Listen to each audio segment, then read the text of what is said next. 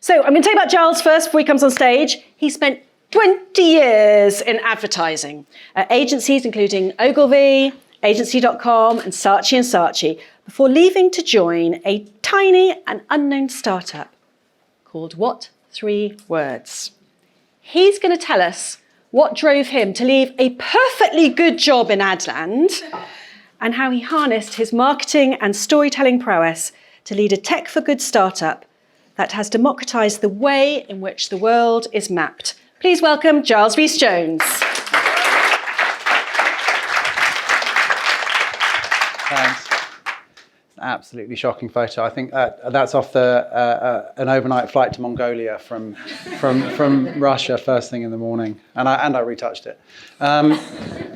So Giles, CMO of What 3 Words. I run a team of about 45 people, making adverts in Japan, Korea, the UK, and a bunch of others. I don't think anything could have prepared me for moving from a kind of corporate advertising job where I was doing big kind of Unilever global toolkit projects to a very small startup. Just the speed and pace, the responsibility, and the volume of work that we now do. Another shocking photo. The other thing, I also own a chain of gyms in southwest London, and we are the first and only certified B Corp gym in the UK. Because I'm a passionate believer in using business as a force for good. And so B Corp, if you don't know about it, but it's a certification evaluation. They look at how you do business, how you treat your staff, your suppliers, how you pay people, generally how you affect the community at large and the environment. And if you hit a pretty high standard, you get certification. So we joined the likes of Ben & Jerry's and Tom's and Patagonia with that certification. It's all built around community. And I think that we've kind of taken that approach into What 3 Words as well, that balance of purpose and profit into everything that we do.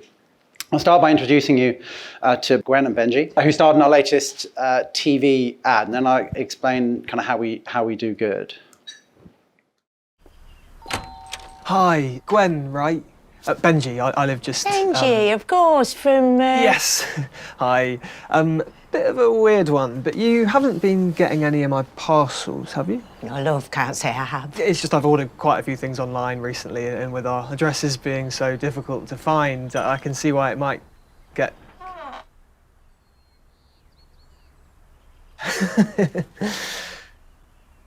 I'll let you know if anything arrives.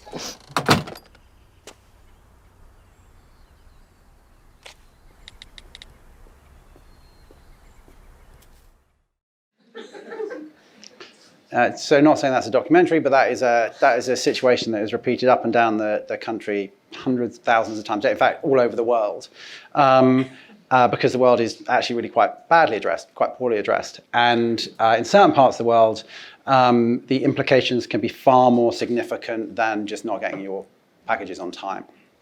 So, God, another shocking photo. I really should have practiced. So this is Chris. And when I first met Chris 8 years ago, he talked me through What 3 Words. He said that he used to organize music events around the world, and whether he was trying to find Remote Chateau in France or Gate 37B at the NEC Arena, he was constantly frustrated with bad street addressing. It just wasn't accurate enough. And so he was like, right, well, I'll use GPS coordinates, latitude, longitude, 18 digits. What could possibly go wrong? Became apparent fairly quickly that roadies and drummers are not predisposed to remembering latitude, longitude, and they'd type them into the sat-nav incorrectly, and they would end up an hour north of Rome instead of an hour south. And so he sat down with a friend of his, a mathematician, and they worked out that you could cut the world up into small squares, 3 meters by 3 meter squares. There's 57 trillion in the world. And then if you took a word list of 40,000 words, you could allocate each one of those squares a unique 3-word identifier, because 40,000 times 40,000 times 40,000 is 64 trillion, which gives you enough to do the entire world. And so that's what they did. And it means places like this now have a very, very simple way to describe their location. So as a good ad person, I on the tube on the way home after meeting him, I wrote a bit of a manifesto. I think that a clear manifesto that allows us to do business by doing good, provide a great focus. Something along the lines of, we believe the world would be less frustrating, more efficient, and a safer place if everybody could talk about everywhere more easily. And so I joined, and that's what we've been trying to do ever since. It was, the first thing that we kind of put down on the wall of the business was this phrase writ large. It's about the balance of purpose and profit. And we have we've got to try and change the way that the world talks about location, which is quite a task, because there's a number of different things that need to work here. We need people to be aware of and know what 3 words. We need to have places that will display what 3 words. And then we also need to have businesses that will accept what 3 words. So you've got this ecosystem that we're trying to build up simultaneously, which is a bit of a challenge. And we're trying to weave purpose through all of those elements. So we have an app. Anybody can download and use the app. And we made the decision very early on to make it free for everybody to use. It's not ad supported, but it's selling anybody's data. It's a free app that anybody can use. There's a free website as well. But we also wanted to make it as accessible as possible. And so we've done the whole system in 51 different languages, because we fundamentally believe that everybody should be able to talk about everywhere in their own native tongue. And so we've done that as well. And people are using it every day. They're using it to, they're putting it on their wedding invites. They're arranging where to meet their kids after football practice, or they're just remembering kind of epic places. And then places that are difficult to find are also adding it to their contact pages, or they're putting it in guidebooks. But again, we're weaving good through all of this as well. And this again is free for anybody to list a what 3 words address anywhere. The O2 spoke earlier. Love the O2. They were one of the first companies to list their what 3 words addresses, particularly for accessibility. Because you type in the O2, the pin drops in the middle of the arena. It's actually quite difficult to find the right entrance, specifically if you have challenges there. And actually, the RNIB are recommended. We work with the RNIB, and now they recommend that venues should be listing 3-word addresses because it's the most accessible form of address.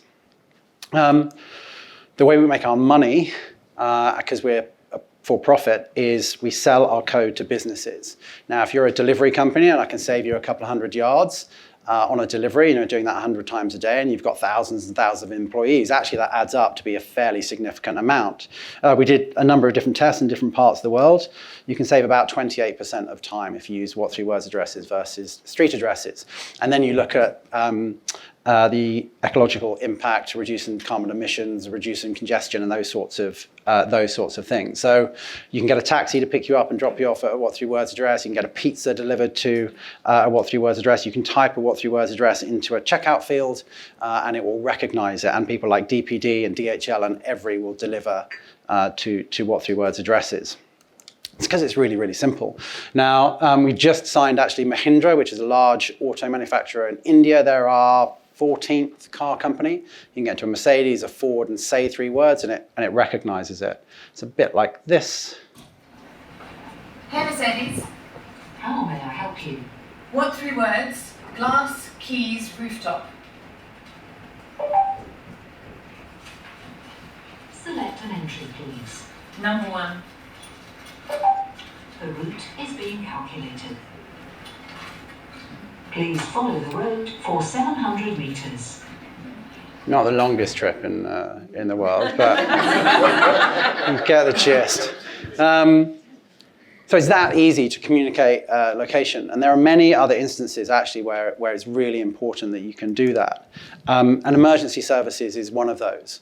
And we're being used by the majority of emergency services in the UK.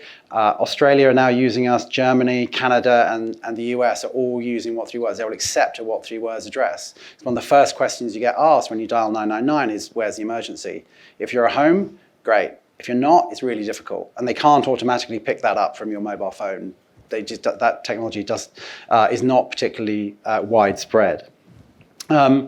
And again, we took the decision very early on. I mean, like the emergency sector is a commercial sector, but we took the decision very early on to make it free for emergency services and free for NGOs. Anybody that is doing good with the system can use it for free. Sounds a little like this.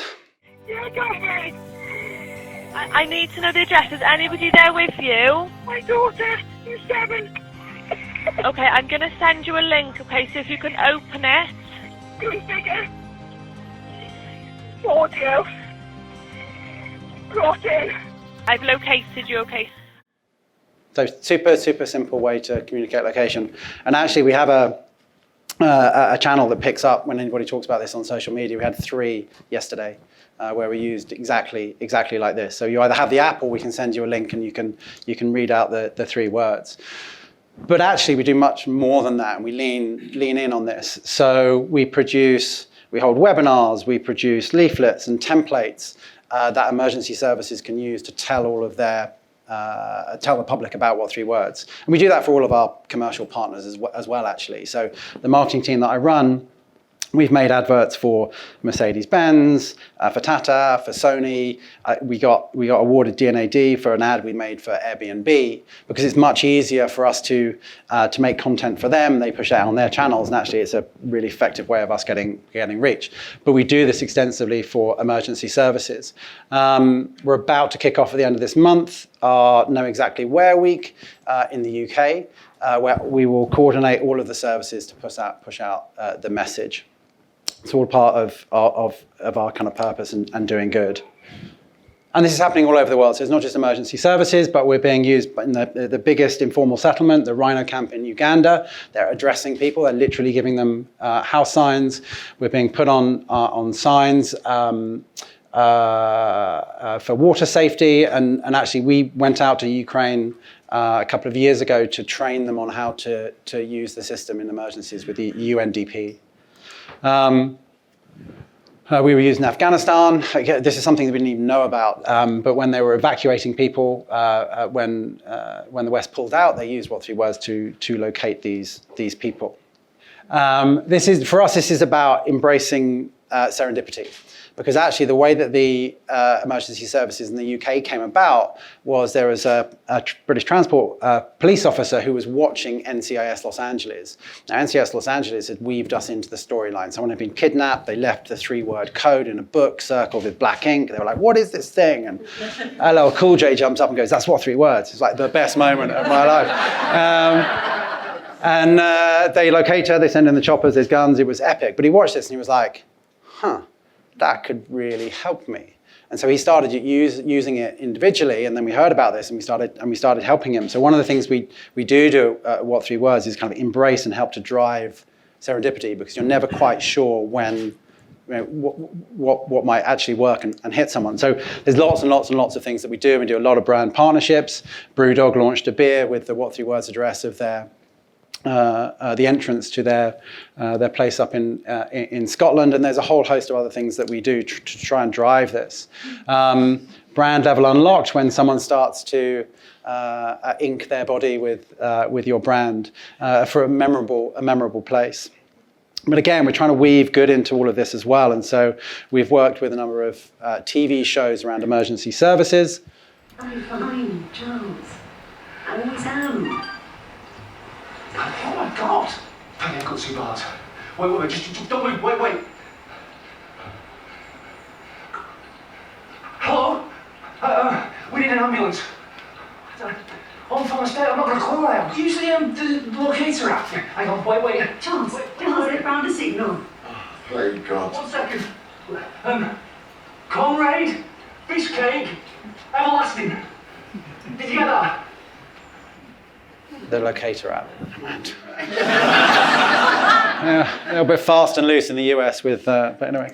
So yes, the beauty of the system that we have tried to create is that we are doing good by doing business. Every time what 3 words is used by a car company, by a delivery company, every time someone types it into a system, that helps us with the important stuff, which is about getting addresses to the people that kind of need them the most. And there's a few things that kind of woven through that kind of presentation, and I could talk about many of these other things. But in terms of how we operate, we have a few principles. One of them is ready, fire, aim.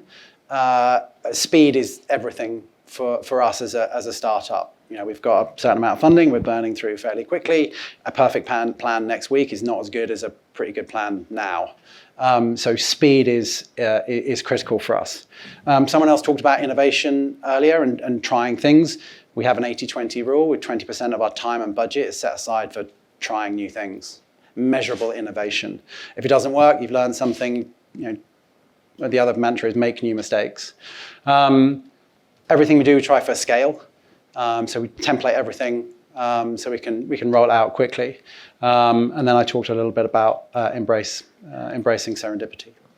So that is what we're trying to do, the balance of purpose and profit. Very happy to take questions despite what I said earlier. Thank you, Giles. What questions do we have for Giles? Who would like to ask him a quick question? There's a question there from, yeah.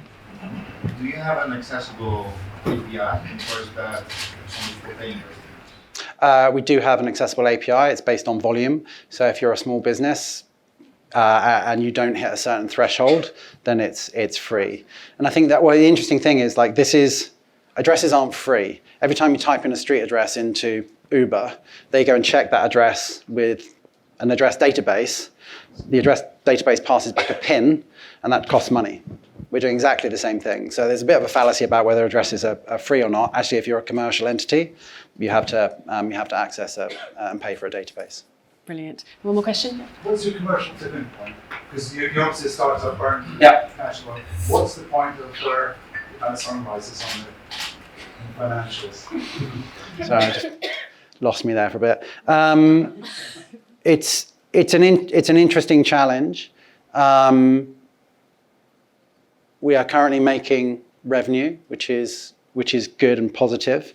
And again, our kind of latest signing with Mahindra is again more revenue.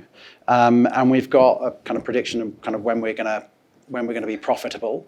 Yeah, go on. Is it going to be the consumer uptake that's going to tip you? Is it the business uptake? It's the balance. It's really interesting. You go to a business and you go, we're a B2B concern. We can make you so much more efficient. And they're great. Okay, how many users have you got? And you go, no, we're B2B. And they go, okay, cool. How many users have you got? And so that's why we're doing kind of television advertising, because actually, the interesting thing now in the UK, I think we've reached tipping point from a consumer point of view. We've reduced our ad spend on digital, where we used to drive a lot of our users, and actually the usage graph is going up still. So the majority of users we get are now organic, people sharing it. Glastonbury, absolutely, we're like, what's going on in that field? Oh, yeah, okay. People absolutely loved us. Brilliant. And one quick question from me, if I may.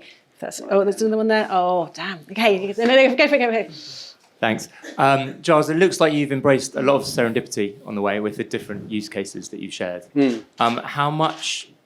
What did you think it would be when you left your kind of safe job to go and join this startup? What did you envisage what 3 words would be used for versus what was completely unexpected? I spend most of my life thinking about what 3 words and all the various ways that it can be used.